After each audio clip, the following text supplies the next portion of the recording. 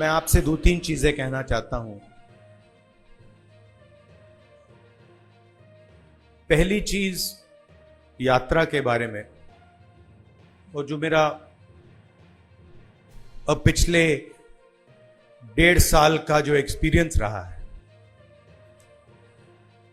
पिछले साल हम भारत जोड़ो यात्रा पे निकले। 4000 किलोमीटर चले कन्याकुमारी से कश्मीर, और हम सबको, मुझे तो पहली बार हिंदुस्तान को नजदीकी से देखने का मौका मिला। मेरे दिमाग में एक हिंदुस्तान था, एक इंप्रेशन था, और जैसे ही मैं चलना शुरू किया वो इंप्रेशन टूटता गया, बदलता गया, और अंत में जब मैं कश्मीर पहुंचा, मेरा रियलाइजेशन ये था कि जिस चीज को मैं हिंदुस्तान मानता था वो एक्चुअली हिंदुस्तान था ही नहीं। वो मेरे इमेजिनेशन का हिंदुस्तान था, अनइन्फॉर्म्ड हिंदुस्तान था। और ये जो मैं हिंदुस्तान भारत जोड़ो यात्रा में जिसको देखा है, ये भी एक प्रकार से अनइन्फॉर्म्ड हिंदुस्तान है। ये पहले वाले हिंदुस्तान से बेहतर इन्फॉर्म्ड है, मगर ये भी हिंदुस्तान की समझ नहीं है, सुपरफिशियल है। मगर उस यात्रा में दो चीजें बड़ी क्लियर थी। एक कि हिंदुस्तान नफरत का देश नहीं है, मोहब्बत का देश है। और इस देश में, इसके डीएनए में रिस्पेक्ट, मोहब्बत, ये बहुत गहरा है। तो चलते चलते मेरे दिमाग में यह सवाल आना शुरू हुआ कि अगर यह नफरत का देश नहीं है, यह पहला देश है जिसने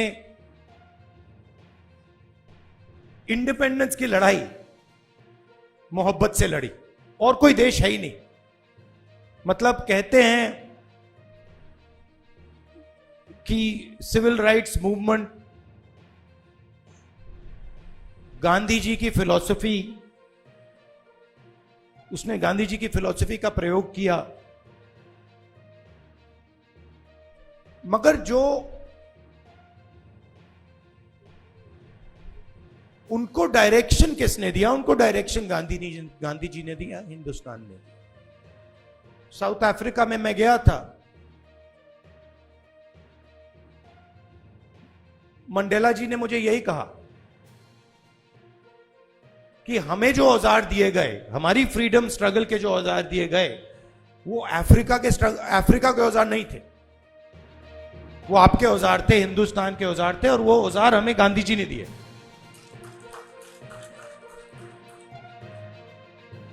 तो जब मैं चल रहा था, मेरे दिमाग में यह सवाल आया कि अगर हिंदुस्तान मोहब्बत का देश है तो इसमें नफरत क्यों फैल रही है? क्योंकि इतना आसान नहीं होना चाहिए नफरत को फैलाना। हम कहते हैं बीजेपी नफरत फैलाती है, बट कोई ना कोई फाउंडेशन तो होगा, कोई ना कोई बेसिस तो होगी इस नफरत की। तो ये सवाल मेरे दिमाग में था, और आस्ते आस्ते मुझे बात समझ आने लगी कि नफरत का कारण अन्याय है। कि ये देश में गरीबों के साथ, किसानों के साथ, दलितों के साथ, महिलाओं के साथ, युवाओं के साथ, सबके साथ हर रोज अन्याय होता रहता है। 2-3% लोग हैं इस देश में जिनको न्याय का एक्सेस मिलता है। 2-3%, ज्यादा से ज्यादा 5% लोग हैं। उनके लिए कोर्ट्स काम करते हैं, उनके लिए सरकार काम करती है, सारे इंस्टीट्यूशंस में उनके लिए जगह है। बट अगर हम 90% लोगों को देखें, उनके साथ 24 घंटा अन्याय हो रहा है।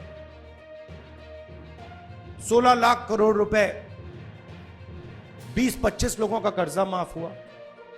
जीएसटी का पैसा है, जनता का पैसा है, किसानों का पैसा है, मगर किसानों का 1 रुपया माफ नहीं होता है।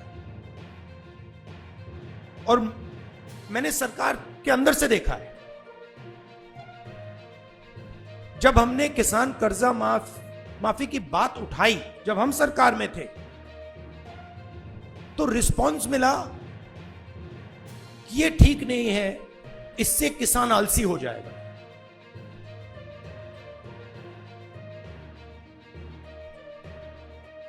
मनरेगा से गरीब व्यक्ति की आदत बिगड़ जाती है। मतलब वो काम कर रहा है, उसको आप उस काम के लिए पैसा दे रहे हो और उसकी आदत बिगड़ रही है। और दूसरी तरफ 20-25 लोग हैं, उनका 16 लाख करोड़ रुपए माफ हो रहा है, उनकी आदत नहीं बिगड़ रही। वो उसको पता नहीं विकास कहते हैं, डेवलपमेंट कहते हैं, प्रोग्रेस कहते हैं, पता नहीं क्या कहते हैं। तो अगर आप हिंदुस्तान के धन को देखें और उसको ट्रैक करें तो आपको दिखेगा कि ये जो सोने की चिड़िया कही जाती है, इसका पूरा का पूरा धन किसानों से, युवाओं से, दलितों से, आदिवासियों से, पिछड़ों से छीनकर ये 20, 25, 50, 200 कितने लोग हैं, ज्यादा नहीं है, इनके ओर फनल होता है। तो इसलिए हमने दूसरी यात्रा में न्याय शब्द जोड़ दिया। और इस यात्रा में हमारा फोकस उस पे था कि किस प्रकार का अन्याय हो रहा है। और हर कदम पे स्टूडेंट्स के पेपर लीक हो रहे हैं, किसान को एमएसपी नहीं मिल रही, मजदूर को मिनिमम वेज नहीं मिल रही, छोटे व्यापारियों को जीएसटी से दबाया जा रहा है। मतलब हर स्टेप पे, हर कदम पे लोग आ रहे थे, कह रहे थे हमारे साथ ये हो रहा है। मगर कंबाइंड कॉन्शियसनेस नहीं है। एक व्यक्ति कह रहा है मेरे साथ अन्याय हो रहा है। मेरे पास छोटे व्यापारी आए गुजरात में, उन्होंने कहा कि जीएसटी से, नोटबंदी से हमें बहुत चोट लगी। मगर उसी डिस्कशन में जो किसान के साथ हो रहा है वो उनको दिख नहीं रहा है, वो देख ही नहीं पा रहे। तो मेरे खिलाफ जो अन्याय हो रहा है वो मुझे दिख रहा है, मगर मेरे भाई के साथ जो हो रहा है मुझे दिख नहीं रहा है।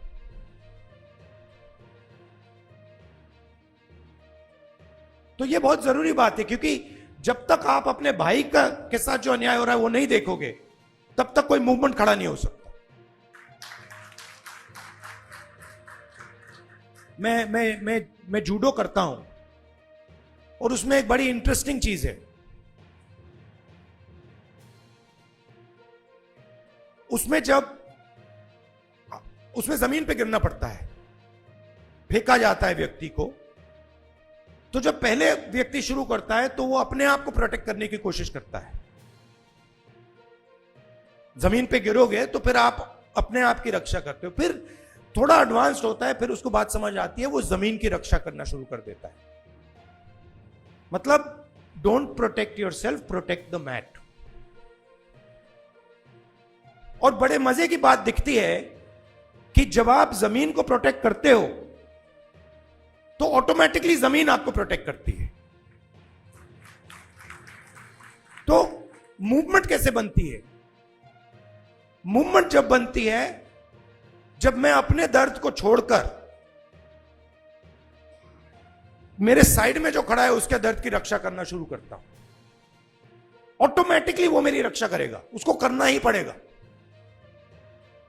तो ये एक मेंटल लीप की जरूरत है। सबको दिख रहा है कि भाई किसान को दिख रहा है, मजदूर को दिख रहा है, सबको दिख रहा है, मगर एक दूसरे का दर्द नहीं दिख रहा किसी को। मेरा एक्सपीरियंस है दूसरी यात्रा। आखिरी बात देखिए, आपने राहुल गांधी का नाम बहुत बहुत बार लिया। कांचा जी मेरे दोस्त हैं, उन्होंने नारे भी दे दिए। ये राहुल गांधी नहीं है, ये हिंदुस्तान में करोड़ों लोगों की फीलिंग है। उनमें से मैं एक हूं और आप मेरे ऊपर फोकस कर देते हैं। बट भारत जोड़ो यात्रा में मैंने अपनी आंखों से देखा, मैं अकेला नहीं चल रहा था, लाखों लोग चले थे मेरे साथ। और एक्चुअली भारत जोड़ो यात्रा की स्ट्रेंथ राहुल गांधी नहीं था। भारत जोड़ो यात्रा की स्ट्रेंथ वो बाकी लोग थे। तो उन पे भी फोकस होना चाहिए। लड़ना हमें एक साथ है। और ये हिंदुस्तान के दो एक्सप्रेशंस के बीच में लड़ाई है। ये राहुल गांधी, मोदी, बीजेपी, कांग्रेस के बीच में लड़ाई नहीं है। हिंदुस्तान के नेचर के अंदर दो आत्माएं हैं और ये उन दोनों आत्माओं के बीच में लड़ाई है। एक आत्मा कहती है कि हिंदुस्तान बीच से चलाया जाएगा, ऊपर से चलाया जाएगा और सारे लोग ऊपर देख के ऑर्डर लेके इस देश को चलाएंगे। और ये एक सोचने का तरीका है हिंदुस्तान में।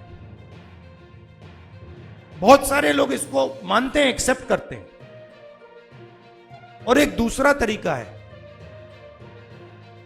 कि हिंदुस्तान को डिसेंट्रलाइज तरीके से हिंदुस्तान के सब लोगों को सुनकर चलाया जाए, जिसको हम, अगर आप धार्मिक तरीके से बोलना चाहते हैं, शिव की बारात बोल लीजिए। कि सब लोगों को जगह देके निर्णय लिया जाता है। जैसे योगेंद्र यादव जी अभी बैठे हैं, बड़ी इंटरेस्टिंग बात आपको बताऊं। 3-4 महीने पहले इन्होंने हमें कहा, देखिए हमें ये जो गारंटीज हैं, हमें क्लियरली बता देना चाहिए देश को कि इंडिया गठबंधन आएगा तो क्या करेगा। और आज मैंने इनसे पूछा कि आप बताइए, ये जो हमने गारंटीज देश के सामने रखी हैं, इससे आप खुश हैं? तो इन्होंने कहा मैं खुश हूं, मगर बहुत केओटिक डिस्कशन हुआ। केओटिक डिस्कशन हुआ क्योंकि ये एक्चुअली कांग्रेस पार्टी की, राहुल गांधी की, खारगे जी की इंडिया गठबंधन की गारंटीज नहीं है। ये एक्चुअली हिंदुस्तान की आवाज है। उसको हमने चुन चुन के सुन के निकाला है, उसको रिफाइन किया है। बीजेपी ये काम कर ही नहीं सकती क्योंकि उनका तरीका सेंट्रलाइज है, ऊपर से बोलते हैं। नरेंद्र मोदी जी रेडार की बात करेंगे, सब कुछ नरेंद्र मोदी जी से निकलता है। उनके विजन में और आरएसएस के विजन में ज्ञान एक व्यक्ति के पास है, किसान के पास ज्ञान ही नहीं है,